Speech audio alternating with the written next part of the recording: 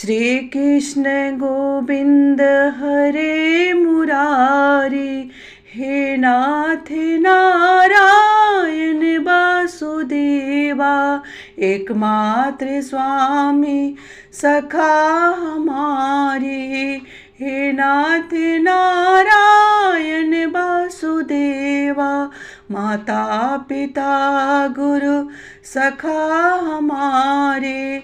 हे नाथ नारायण वासुदेवा, एकमात्र स्वामी कृपा तुम्हारी। हे नाथ नारायण वासुदेवा। ओम नमः शिवाय। ओम श्री नमः भगवते वासुदेवाय नमो नमः।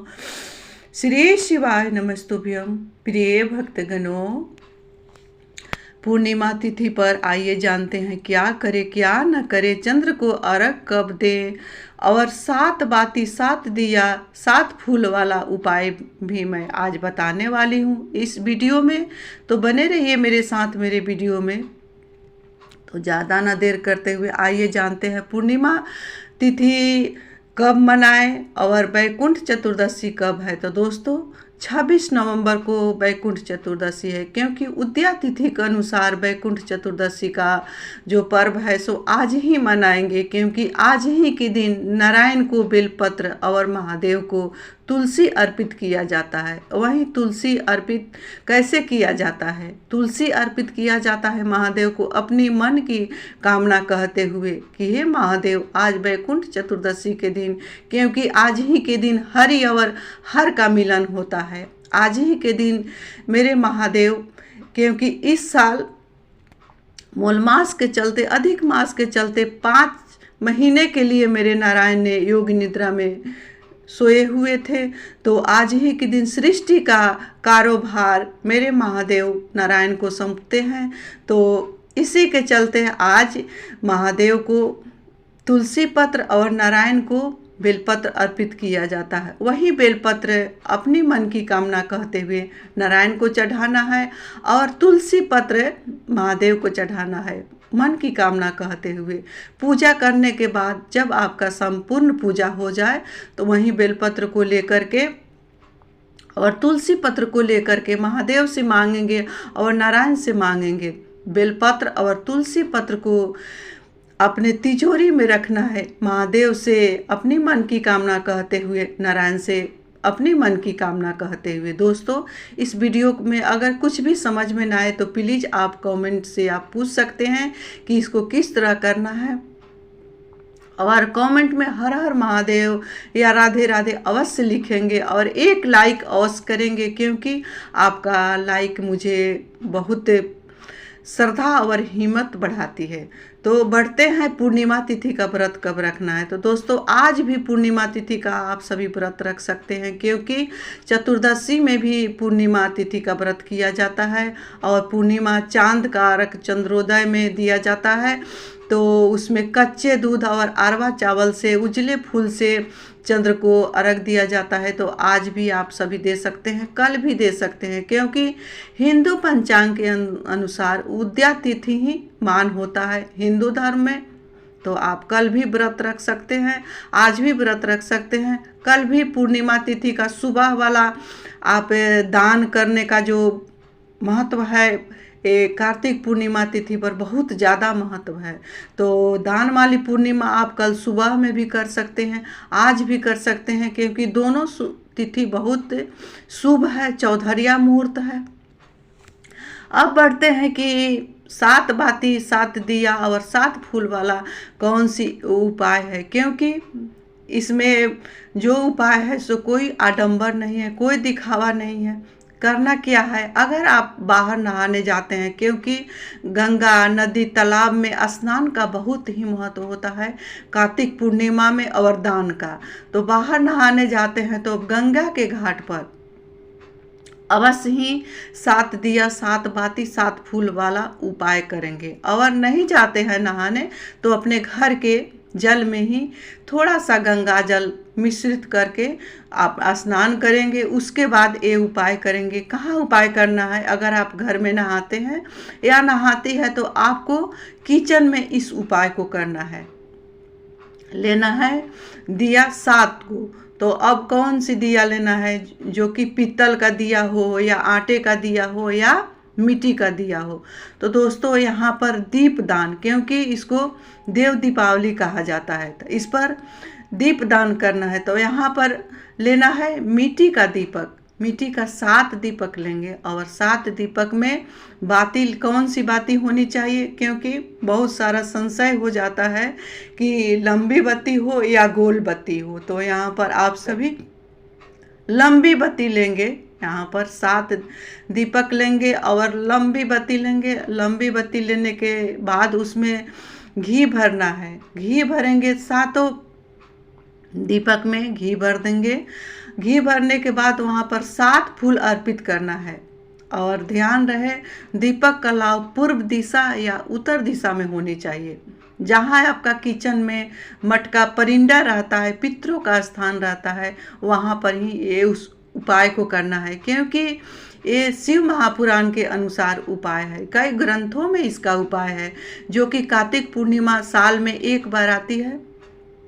तो इसी दिन उपाय को करना है और किसी दिन भी इस उपाय को नहीं करना है, आज ही के दिन करना है। आज आप कर सकते हैं, सुबह सुबह करना है इस उपाय को। तो सोमवार को 27 तारीख को करेंगे तो अति उत्तम, क्योंकि उदया तिथि के अनुसार पूर्णिमा का जो दिन है वो मान्य होगा 27 तारीख को ही, सोमवार को ही इसको माना जाएगा। तो इस दिन इस उपाय को करना है। क्या करना है? 7 दिया लेना है, उसमें लंबी बाती लगाना है, उसमें घी डालना है। अब क्या करना है? उसमें घी डालने के बाद 7 फूल लेना है। वैसा फूल लेना है जो महादेव को प्रिय, अति प्रिय है। तो महादेव को अति प्रिय सफ़ेद फूल सबसे ज़्यादा प्रिय है। तो ये नहीं 7 फूल में आप गेंदा भी ले सकते हैं। अगर सफ़ेद फूल नहीं मिले तो हार श्रृंगार का फूल मिले तो सबसे अति उत्तम। तो उसमें क्या करना है? 7 फूल एक ही तरह का होना चाहिए। दिया के आगे इस फूल को रखेंगे, अपनी मन को की कामना को कहते हुए 7 दीपक को प्रज्वलित करेंगे और 7 फूल वहाँ पर अर्पित करेंगे और महादेव से अपनी मन की कामना कहते हुए इस फूल को चढ़ाएंगे। फूल चढ़ा करके जब दीपक शांत हो जाए, तो उतना घी नहीं रखना है कि दीपक शांत होने में ही टाइम लग जाए, क्योंकि 27 नवंबर को सुबह में इस उपाय को करना है।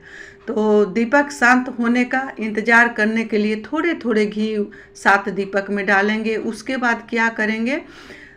जो आप 7 फूल चढ़ाए हैं, उसी फूल को लेकर के महादेव के जो भी नज़दीक में महादेव का मंदिर हो, शिवालय है, वहाँ पर लेकर के 7 फूल को जाएंगे। अपनी मन की कामना कहते हुए महादेव के ऊपर अर्पित करेंगे ये 7 फूल को और 1 फूल महादेव से ले करके आएंगे, मांग करके आएंगे, उनसे अरदास लगाएंगे, उसे प्रार्थना करेंगे कि हे महादेव, मेरी समस्या है उसका आप समाधान आप ही कर सकते हैं, आपके सिवा कोई नहीं कर सकता है इस संसार में। तो इस तरह से महादेव से 1 फूल मांग करके वापस आएंगे और जहाँ आपका तिजोरी है, पैसा का स्थान है, वहीं पर इस फूल को रख देंगे। दोस्तों देखेंगे कि अगला कार्तिक पूर्णिमा आने से पहले महादेव इतना भरेंगे कि आप समझ नहीं पाएंगे। पता नहीं चलेगा कि ये धन कहाँ से आ रही है, ये पैसा कहाँ से आ रहा है, मेरा ये काम कैसे हो रहा है, क्योंकि ये बहुत अचूक उपाय है। इसमें कोई आडंबर भी नहीं है, कोई दिखावा भी नहीं है। तो इस उपाय को अवश्य करेंगे। इस उपाय को करने में कहीं भी समझ में ना आए तो आप अवश्य ही कमेंट के जरिए पूछ सकते हैं। अब आइए बढ़ते हैं कि तुलसी विवाह कब करना है, क्योंकि जो देव उठनी एकादशी आती है, प्रबोधनी एकादशी आती है, उसी दिन से तुलसी विवाह प्रारंभ हो जाता है। तो ये नहीं है कि देव उठनी एकादशी पर हम तुलसी विवाह किए तो कर लिया और नहीं किए तो छोड़ दिए, नहीं। इन 5 दिनों में किसी भी दिन को तुलसी विवाह किया जाता है। तो अगर आप नहीं किए हैं तुलसी विवाह तो पूर्णिमा के दिन, सोमवार के दिन अवश्य ही करेंगे तुलसी विवाह। रविवार को नहीं करेंगे, क्योंकि रविवार के दिन तुलसी माता का अगर विवाह रचाते हैं, सिंदूर लगाने के क्रम में या खोइछा देने के क्रम में कोई न कोई पत्ते एक झड़ जाएंगे, उससे आपको पाप भी लग सकता है। इसीलिए आप तुलसी विवाह करेंगे सोमवार के दिन, क्योंकि पूर्णिमा का दिन है। सोमवार बहुत ही कई मुहूर्त पड़ रहा है, उसमें बहुत ही शुभ माना गया है इस साल का कार्तिक पूर्णिमा।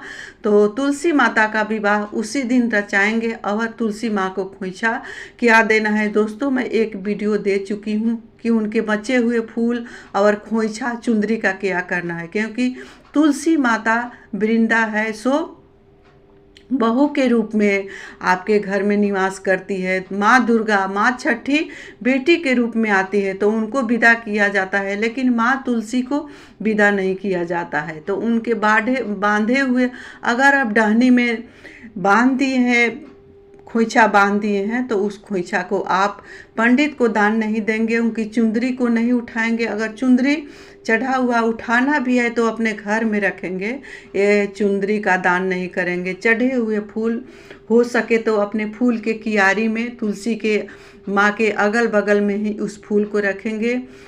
उस फूल को लेकर के बाहर अपने घर के दहलीज के बाहर नहीं फेंकेंगे उस फूल का। और जो चूड़ी बांध दिए हैं उसमें अगर ज़्यादा चूड़ी चढ़ाए हैं तो आप पहन सकते हैं, थोड़ा सा चूड़ी चढ़ाए हैं तो उसी में आप छोड़ देंगे, क्योंकि माँ तुलसी अपने पास रखा जाता है, उनको विद्या नहीं किया जाता है, उनको खोइछा परंपरा के अनुसार दिया जाता है।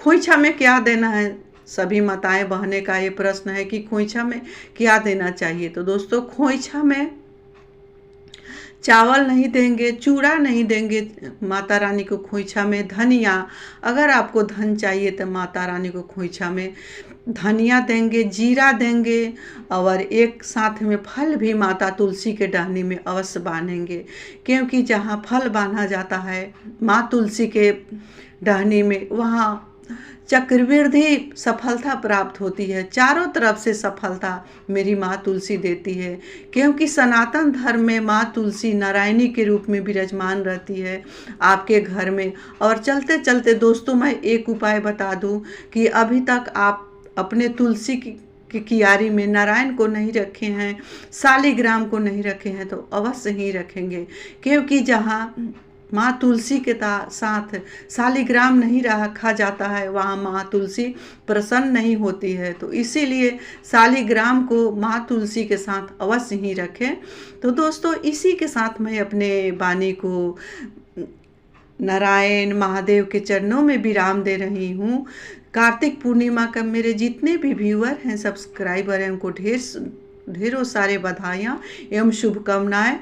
माँ नारायण, माँ तुलसी, माँ वृंदा की कृपा आप सभी पर बने रहे। आप जहाँ कहीं भी रहे खुश रहे, स्वस्थ रहे और मस्त रहे। श्री शिवाय नमस्ते।